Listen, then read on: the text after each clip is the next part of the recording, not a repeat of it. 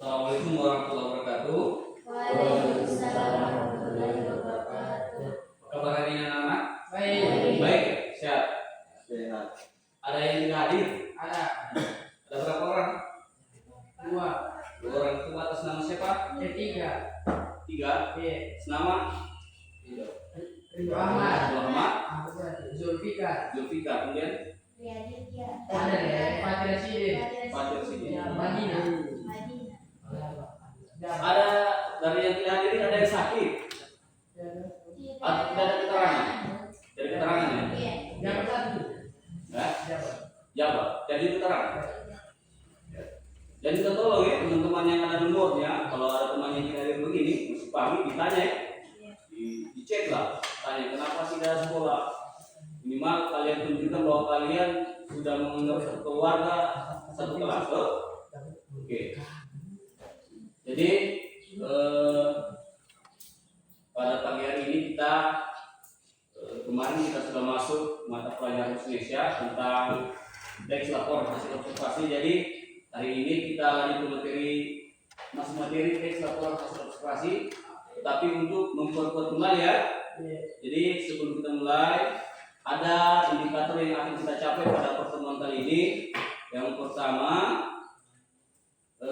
diharapkan siswa mampu menentukan struktur teks laporan hasil observasi yang dibaca dan didengar. Kemudian kedua, siswa mampu mengidentifikasi isi dari laporan hasil observasi yang telah dibaca. Yang terakhir, siswa mampu menyusun ringkasan isi teks laporan hasil observasi yang telah dibaca. Oke. Sebelum kita lanjut ke materi atau kegiatan pembelajaran, lebih baiknya kita berdoa dulu ya. Silakan ketua kelas pimpin untuk berdoa dulu.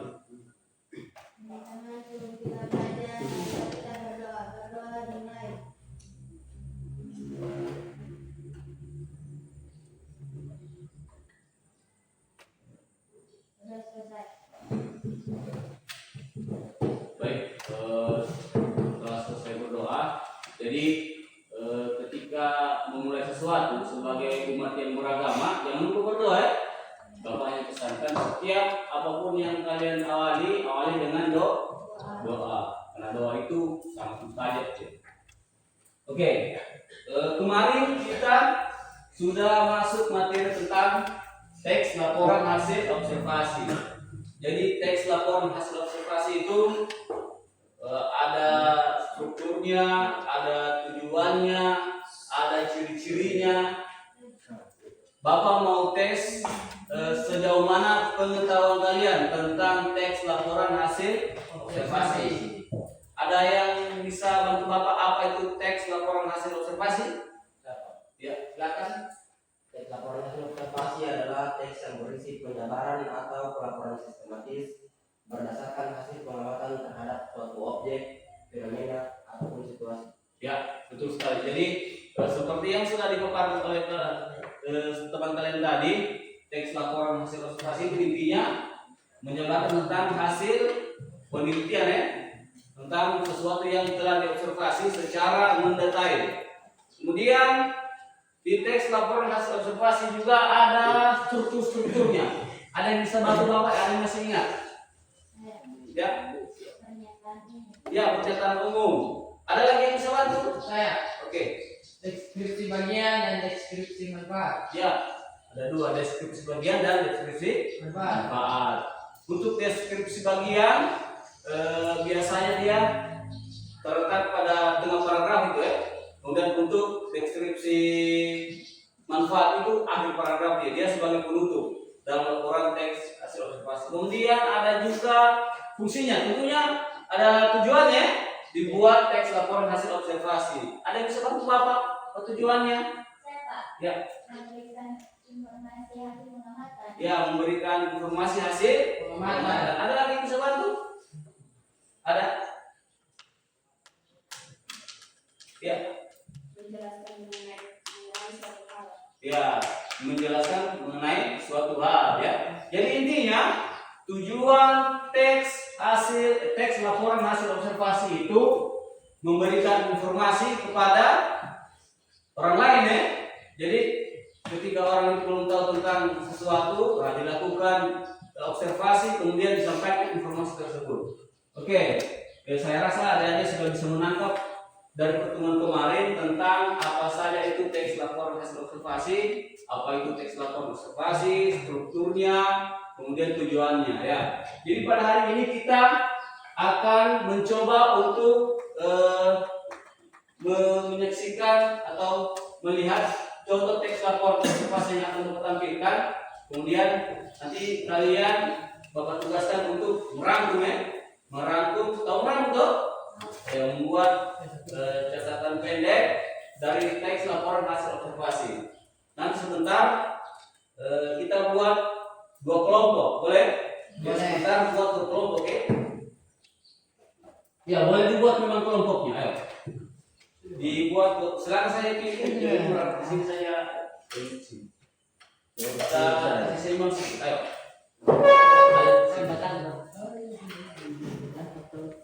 Kasih minyak saja. Mejanya di sini.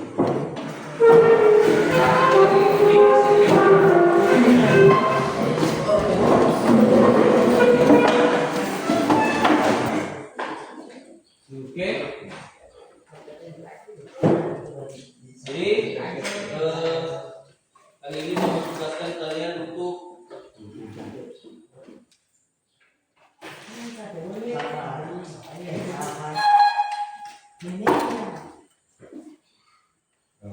ya.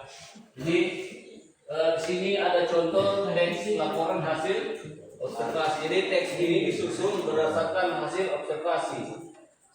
Sekarang tugas kalian menentukan struktur pada teks laporan hasil observasi, di mana bagian apa tadi pertama dia strukturnya pernyataan umumnya mana, kemudian deskripsi bagian yang mana, kemudian deskripsi manfaat. Silakan didiskusikan per kelompok mengenai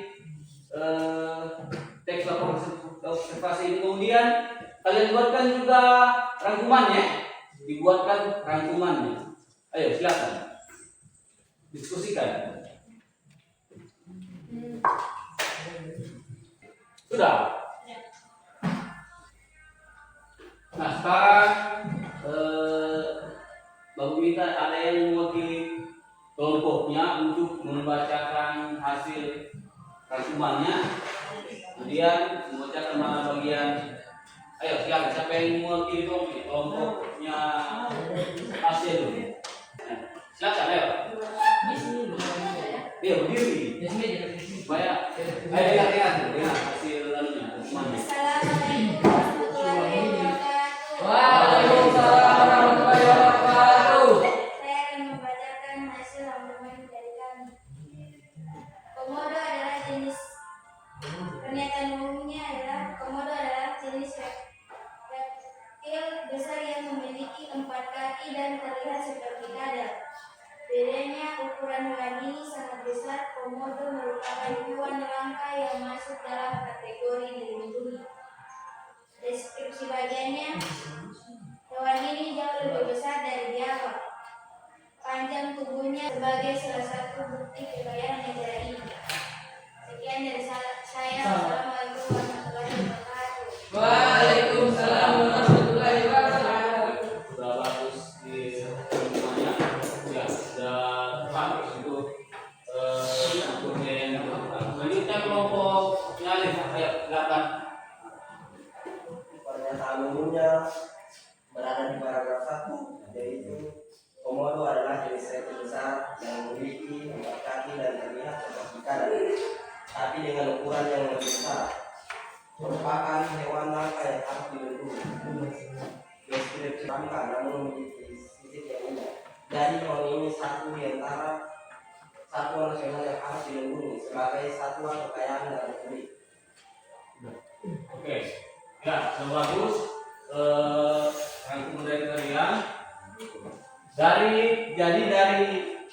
teks ini kita bisa lihat ya bahwa untuk struktur bagian pernyataan umum pada paragraf pertama, komodo adalah jenis reptil yang menerangkan apa itu komodo. deskripsi bagian mendeskripsinya lebih detail lagi. Kita komodo itu panjangnya sekian, kepalanya bagaimana, kulitnya seperti apa. Kemudian deskripsi manfaat ada pada bagian akhirnya, yaitu bahwa komodo merupakan hewan yang hampir punah, satwa dilindungi. Jadi sudah betul cara kalian untuk memilih mana bagian deskripsinya dan berantumnya. Oke. Tentunya ini sudah diperhatikan toh.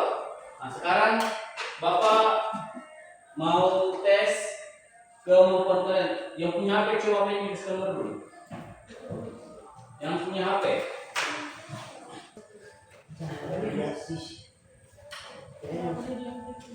Yang tampilannya seperti ini. Sudah menunggu itu. Ada di grup Bukan ini. ibu informatika. Ya, silakan diklik linknya. Ini itu siapa? Itu.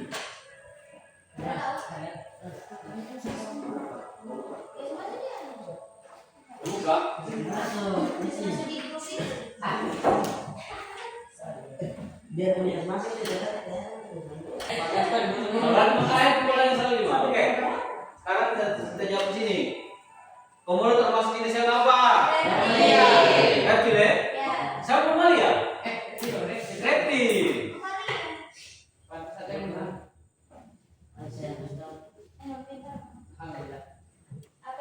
Apa yang membedakan komodo dengan komodo biasa? Ya? Ukuran yang lebih besar. Oke. Ukurannya? Yang lebih besar. Oke. Kemudian Tidak punya ekor. berapa panjang total Iya, komodo? Lebih. Ya. Kita 3 meter lebih. Nah, Kemudian bagaimana bentuk kepala komodo? Agak panjang. Memanjang. itu.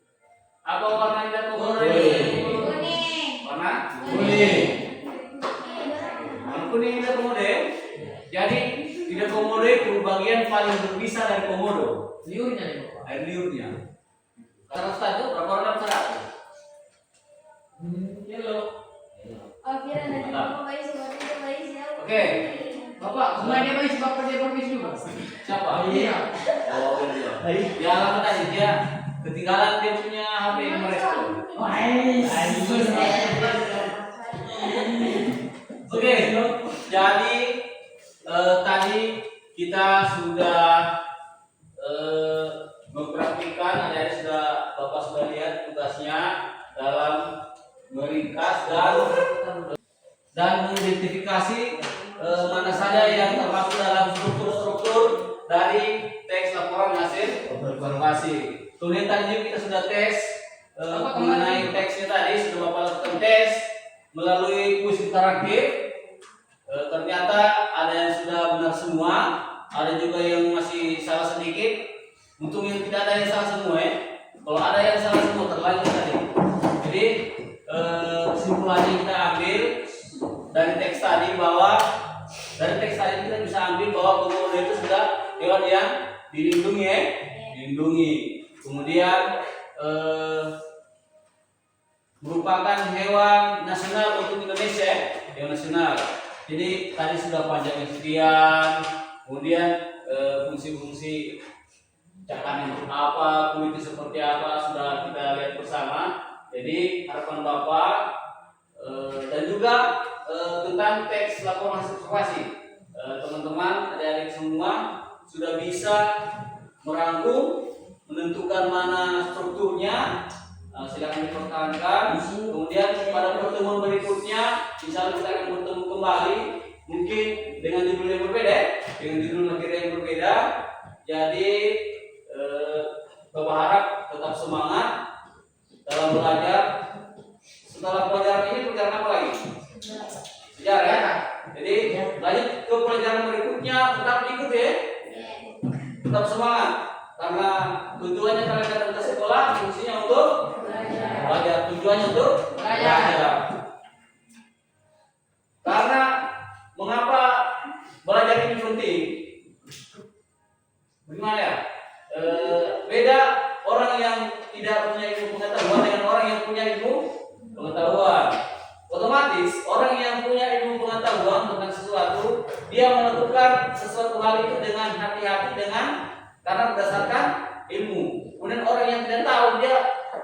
bahasa kayak ini bilang kejuru-juru. Jangan sampai kalian sampai orang yang kejuru-juru. Makanya kalian diberi ilmunya supaya tahu caranya, bagaimana cara berbuat dan berbicara. Sekian, saya kira sekian pertemuan kita pada hari ini. Sebelum kita selesai, kita bubar, kita bubar. Alangkah baiknya kita berdoa ya. Berdoa. Silakan dipimpin berdoa. Teman-teman, sebelum kita pulang, sebelum kita sholat, mari kita berdoa dimulai. Berdoa selesai.